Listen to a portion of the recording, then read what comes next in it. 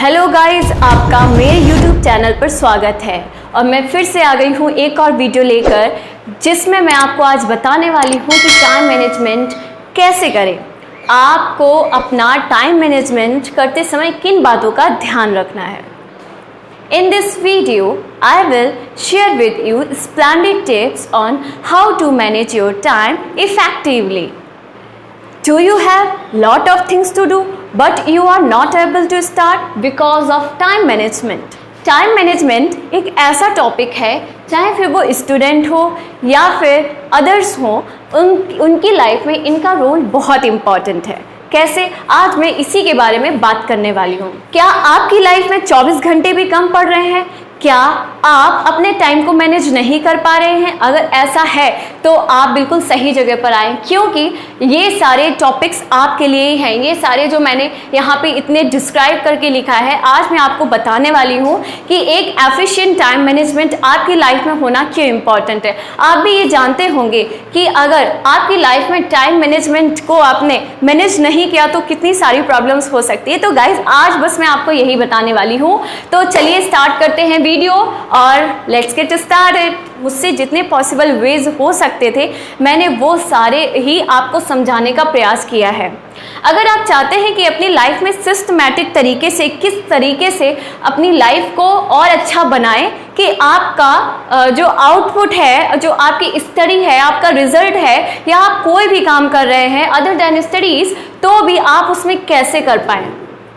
ये रियलिटी है गाइज कि टाइम मैनेजमेंट एक आर्ट है, ये हर किसी को नहीं आता है। टाइम मैनेजमेंट को एफिशिएंट रखना कितना इम्पॉर्टेंट है हमारी लाइफ में, ये वही जानते हैं जो आज सक्सेसफुल है। बिकॉज क्योंकि जिसको वैल्यू पता है वो आगे है, जिसको नहीं पता वो अभी तक यही सोचने में टाइम वेस्ट कर रहे हैं कि मेरा टाइम वेस्ट हो कहाँ रहा है। अगर आप भी उनमें से एक है तो जाग जाइए, क्योंकि आज के बाद आप एक अस्तित्व को निखारने जा रहे हैं, अपनी पर्सनालिटी को निखारने जा रहे हैं, अपने काम को पूरा करने जा रहे हैं। गाइस, अगर आप किसी काम को पूरा करेंगे तो एक आपके अंदर अलग ही एनर्जी लेवल जागेगी। क्योंकि देखिए, जब आप सबसे पहले अगर आपके माइंड में कोई बर्डन रहता है ना, तो सबसे बड़ा जो कारण होता है वो होता है मेंटल स्ट्रेस।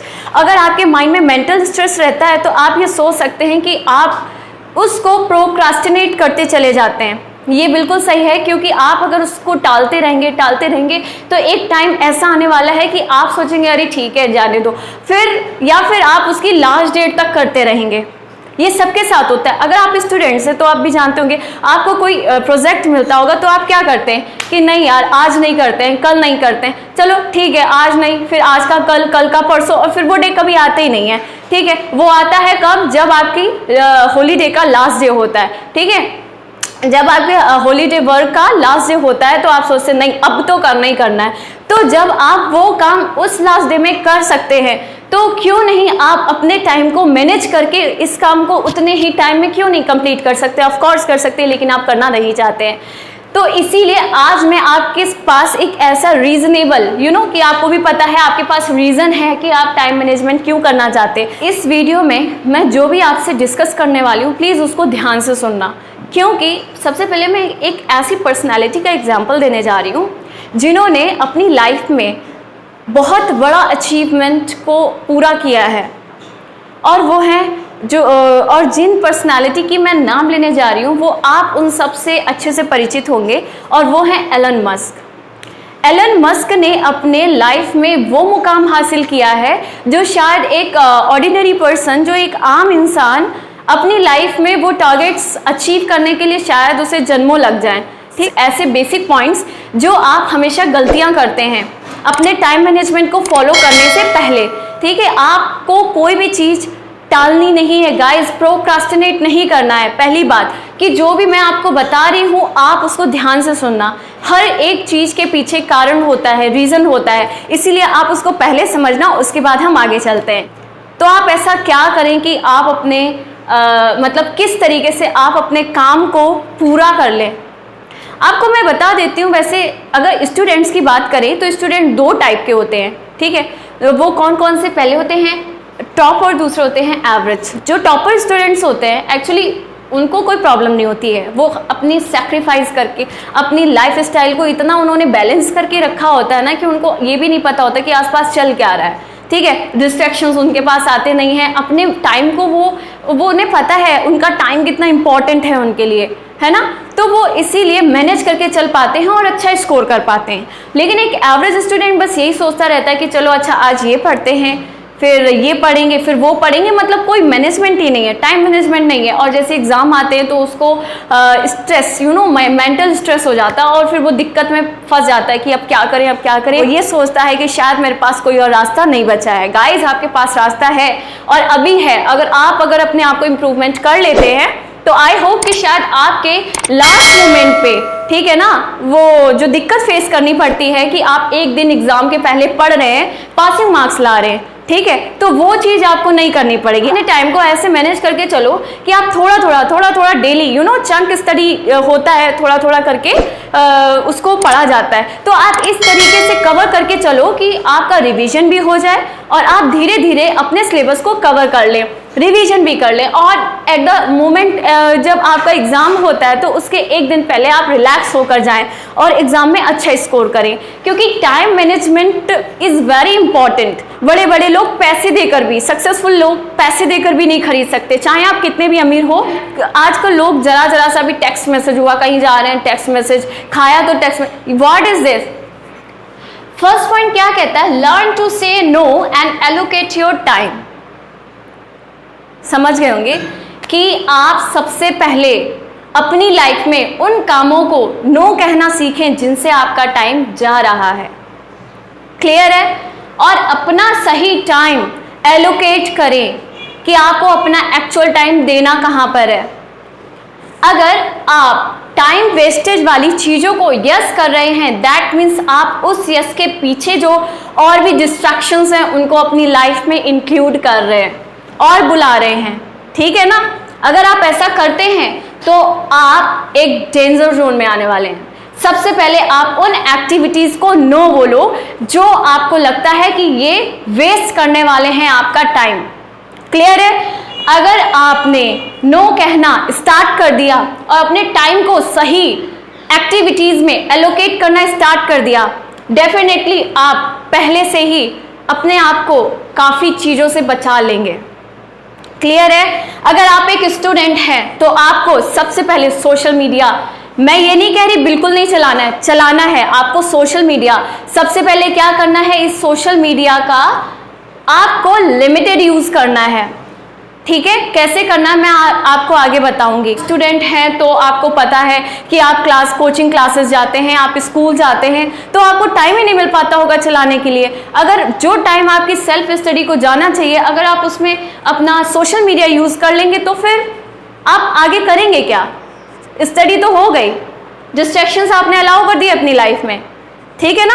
तो आपको सबसे पहले नो कहना सीखना होगा। सेकेंड, रिमेंबर, बिल्कुल मैंने यहाँ पे लिखा है remember we have only 24 hours per day. Guys, आपको पता है आपके पास सिर्फ 24 आवर्स हैं। आपके पास नहीं, बल्कि जो एक सक्सेसफुल पर्सन है उसके पास भी 24 आवर्स है। मतलब हम सभी के पास सिर्फ और सिर्फ 24 आवर्स है, ना एक सेकेंड ज़्यादा और ना एक सेकेंड कम। तो आपको कैसे यूटिलाइज करना है ये आपको डिसाइड करना है, क्योंकि time is energy, focus on maximising your energy. Clear है। Time is energy. कैसे है एनर्जी? अगर आप किसी चीज़ों को मना कर रहे हैं, दैट मीन्स आपकी एनर्जी नहीं है उस काम को करने के लिए, ठीक है ना। अगर आप एनर्जेटिक होते तो उस काम को मना क्यों करते, ठीक है। तो आप सबसे पहले अपने मैक्सिमाइजिंग योर एनर्जी, अपनी एनर्जी को बढ़ाओ, ठीक है। किसी काम को करने के लिए एक्साइटमेंट लाओ, मोटिव लाओ कि आपको करना क्यों है। आपको पता है टाइम इज एनर्जी, ठीक है ना। आपको मना ही नहीं करना है किसी काम को। आपको पता है अगर आपकी लाइफ में कोई वर्क है तो वो क्यों है, आप भी जानते कि विदाउट वर्क कोई भी इंसान खाली कब तक बैठा रह सकता है। अगर आप स्टूडेंट है तो आपको वर्क करना पड़ेगा। आपको अपने अचीवमेंट के लिए, अगर आप कुछ भी अचीव करना चाहते हो तो आपको वर्क करना पड़ेगा, डेफिनेटली सी बात है। तो आप कैसे मुकर सकते हैं उससे, बिल्कुल नहीं। सबसे पहले आपको पता है कि अगर आप अपनी एनर्जी फालतू की एक्टिविटीज़ में लगा रहे हैं तो आप अपना क्या वेस्ट कर रहे हैं, टाइम प्लस एनर्जी।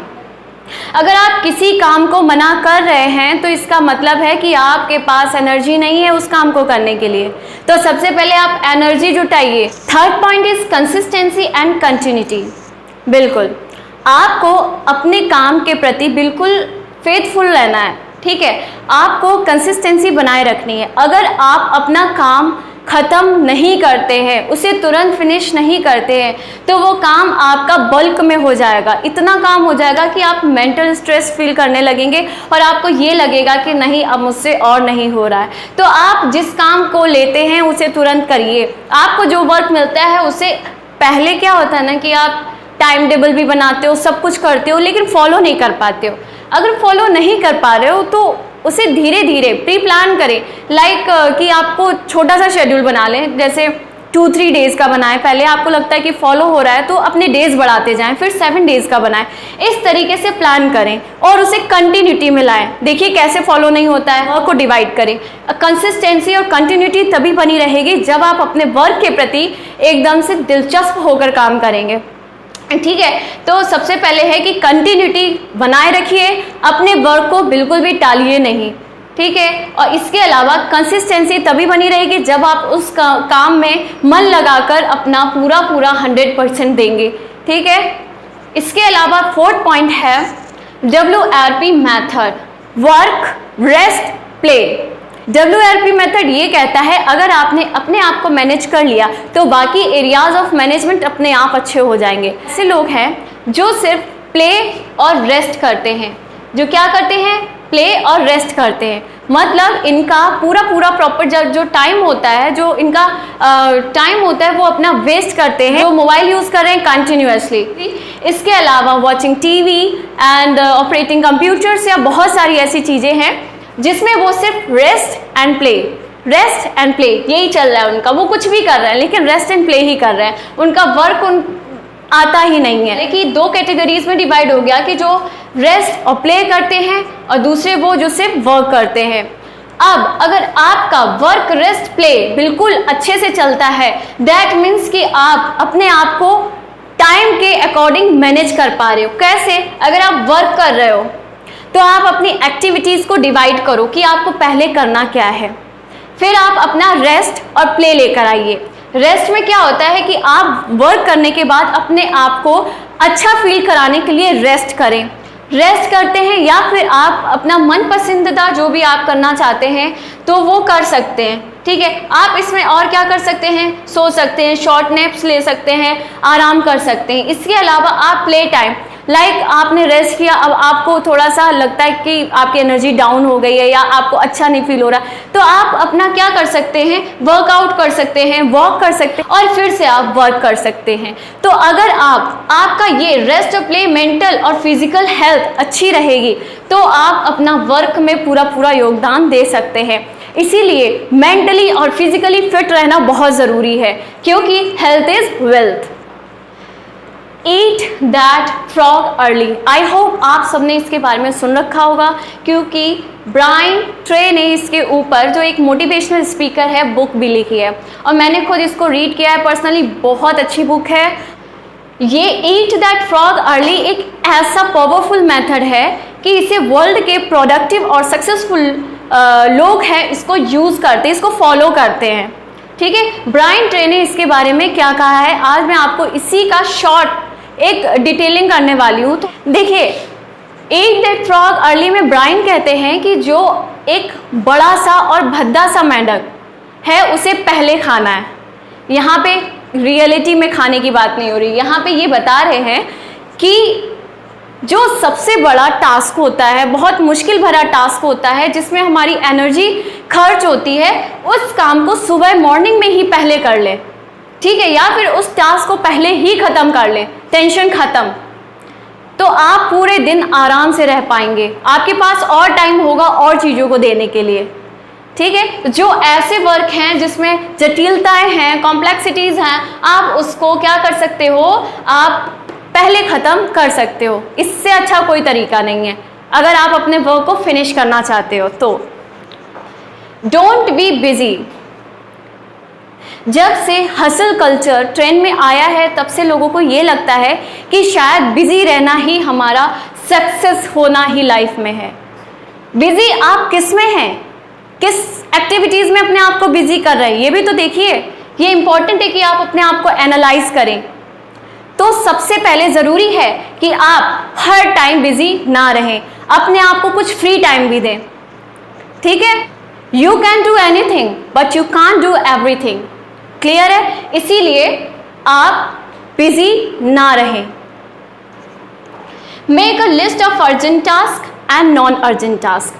ये क्या है एक्चुअली, ये बहुत सिस्टमेटिक है कि इसमें आप अपने अर्जेंट टास्क आपको लगता है जो बहुत ज़रूरी हैं उसकी एक लिस्ट बना सकते हो। नॉन अर्जेंट टास्क आपको लगता है ये ज़रूरी तो हैं लेकिन अगर इनको नहीं भी किया जाएगा तो आपका इससे कुछ लॉस नहीं होने वाला है, क्लियर। अर्जेंट टास्क और नॉन अर्जेंट टास्क, ये क्या कहता है? अर्जेंट टास्क का मतलब है ये वो एक्टिविटीज़ जिसमें आपको करना ही करना है और आपको स्टार्टिंग ऑफ द डे इसको कंप्लीट करना ही करना है। अर्जेंट टास्क में अर्जेंट टास्क ये बताता है कि इस लिस्ट में जो भी एक्टिविटीज आएंगी आप उसको सबसे पहले कंप्लीट करेंगे।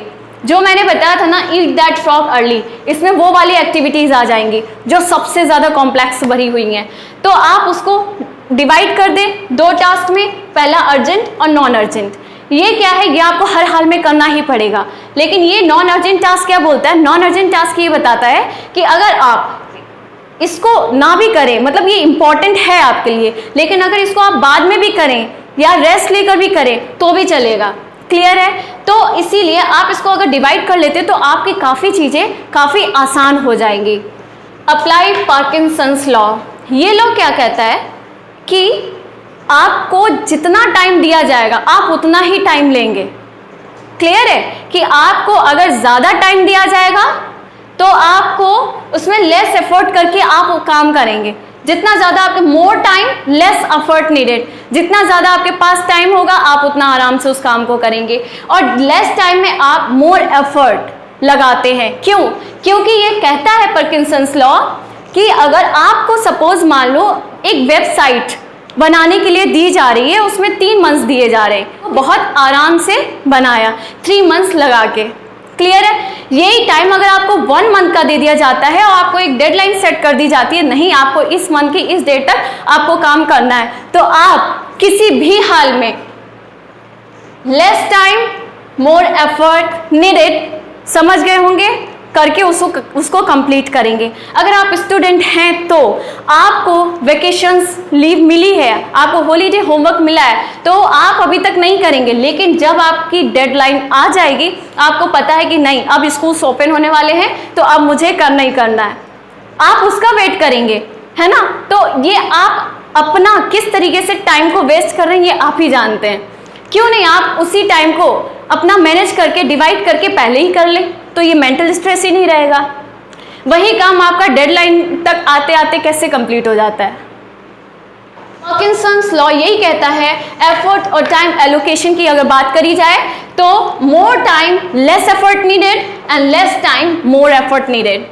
इवन आई श्योर दैट कि आपने आज तक ऐसे ही किया होगा कि जैसे ही आपकी लास्ट डेडलाइन आ जाती है तो आप फिर काम करते हैं उसको, फिर आपको लगता है मेरे पास तो टाइम ही नहीं बचा, अब मैं क्या करूं, फिर ये लॉ आ जाता है, क्लियर है। तो ये लॉ क्या कहता है, अपने टाइम को आप मैनेज करना सीखें। तो आप क्यों ना अपने टाइम को अभी से मैनेज करें कि आपको डेडलाइन तक जाना ही ना पड़े। आप अपने वर्क को डिवाइड कर दें, या तो अर्जेंट टास्क में या नॉन अर्जेंट टास्क में। इसके अलावा एक बात और कह सकती हूँ मैं आपसे कि आप अगर सोशल मीडिया पे हैं तो आप ऐसे लोगों को फॉलो करें कि जिनसे आपको लगता है आपकी वैल्यू ऐड हो सकती है, आपके टाइम में आपको कुछ रिटर्न बैक मिल रहा है, उनसे आपको कुछ सीखने को मिल रहा है, ठीक है। आप अपना कहीं टाइम दे रहे हो, आपको अपनी वैल्यू करनी है, अपने टाइम की वैल्यू करनी है कि आप कुछ भी कर रहे हो तो एटलीस्ट आप उससे कुछ सीख रहे हो, वहाँ पे आपका टाइम वेस्ट नहीं हो रहा है। आप समझ गए कि आप अपने टाइम की वैल्यू कितनी ज़्यादा कर सकते हैं। चलिए, तो ये छोटे छोटे पॉइंट्स थे जो मैंने आपको बताया, और एक इफेक्टिव टाइम ब्लॉकिंग, इसके बारे में गाइज अगर आपको मैं अभी बताती हूँ, लेकिन अगर आपको इसके डिटेल वीडियो चाहिए तो प्लीज़ आप मुझे कमेंट करें या इंस्टाग्राम पे मैसेज कर सकते हैं, डायरेक्ट मैसेज कर सकते हैं, और मैं ज़रूर आपको इसके ऊपर बना के दूँ क्योंकि ये मेथड इतना इफेक्टिव है। एलन मस्क के इनोवेशंस जो हैं वो एक अमेजिंग फ्यूचर की ओर लेकर जा रहे हैं। टाइम ब्लॉकिंग बहुत इंपॉर्टेंट है, बहुत ही ज़्यादा सक्सेसफुल लोग इसे अपनी लाइफ में फॉलो करते हैं। तो मुझे लगा शायद आप लोगों के साथ मुझे इसे शेयर करना चाहिए। आपको क्या करना है, अपने वर्क या अपनी एक्टिविटीज़ को अपने अकॉर्डिंग डिवाइड करना है। आपका टाइम आपको मालूम है कि आपका डे कब से स्टार्ट होता है और इन कब से होता है, आपको वो बनाना है। ये तो जस्ट मैंने एक एग्जाम्पल दिया है। क्लियर है कि किस तरीके से आप बना सकते हो। एक जगह आप टाइम लिखिए और टास्क लिखिए, एक्टिविटीज़ लिखिए कि आपको करना क्या है। ठीक है, आप इस तरीके से बांट दीजिए, जैसे मैंने लिखा time block 1, time block 2 and time block 3।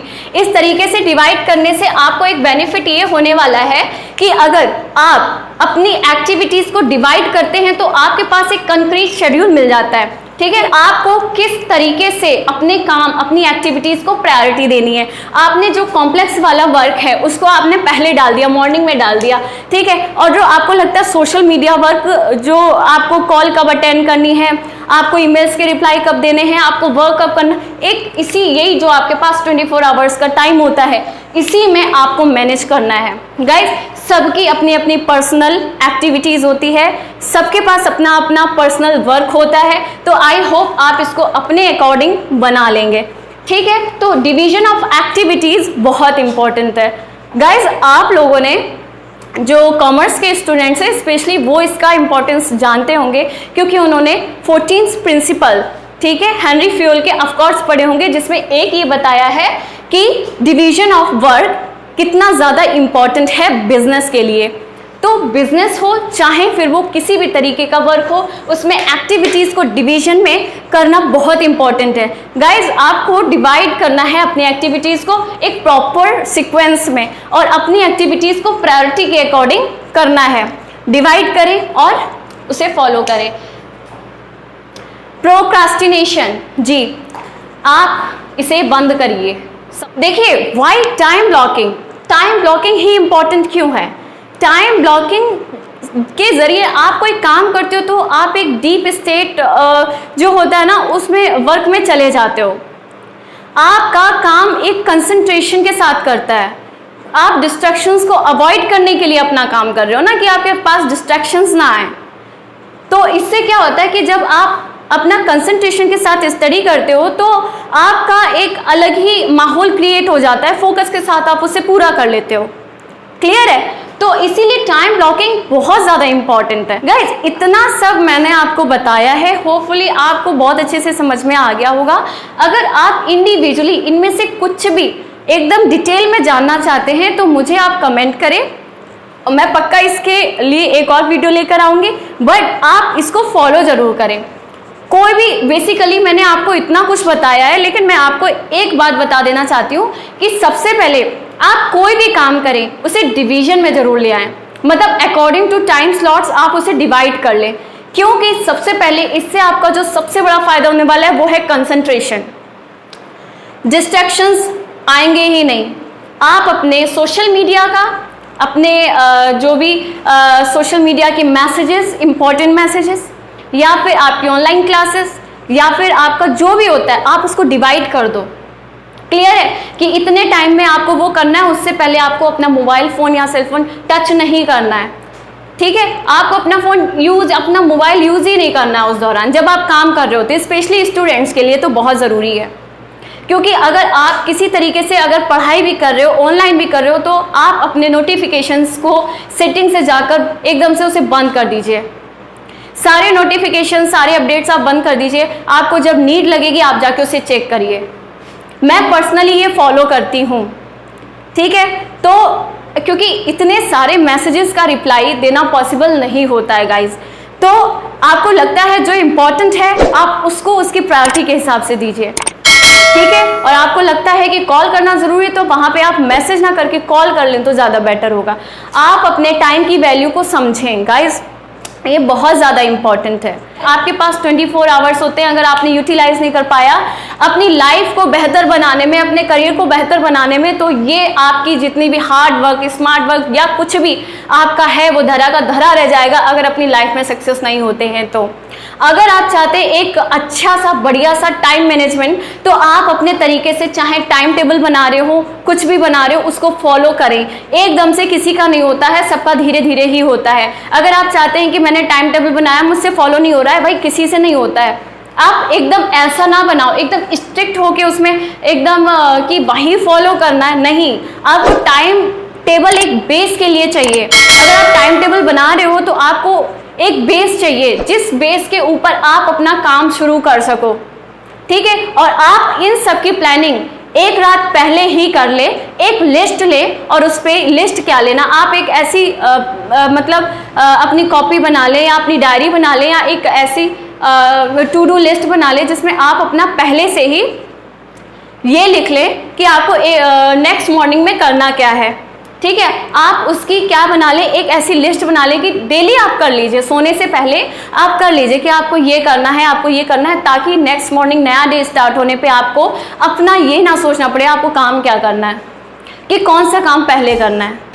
देखिए, थोड़े से एफर्ट्स आपको डालने होंगे, और जब आप ये काम कंटिन्यूसली करते रहेंगे ना, तो आप हैबिचुअल हो जाएंगे उस चीज़ के लिए, ठीक है। और फिर जब आप हैबिचुअल हो जाएंगे तो उस काम को करने का मज़ा ही फिर अलग होता है। तो बस आज मुझे आपको यही बताना था। Thank you so much. अगर आपको ये वीडियो पसंद आती है तो लाइक करें, सब्सक्राइब करें, शेयर करें, और आप मुझे DM भी कर सकते हैं, इंस्टाग्राम पे फॉलो भी कर सकते हैं। Thank you guys.